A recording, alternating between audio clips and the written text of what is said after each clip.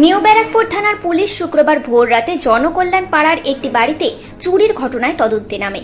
রবিবার গভীর রাতে অভিযান চালিয়ে 12টি মোবাইল ও 7 ভরি সোনার চেন উদ্ধার করে 4 যুবককে গ্রেপ্তার করে। ধৃতদের মধ্যে অন্যতম চাঁদ ও আরও 3 জনকে আদালতে পেশ করে পুলিশি হেফাজতের আবেদন জানানো হয়েছে। Bureau report, news prime Times.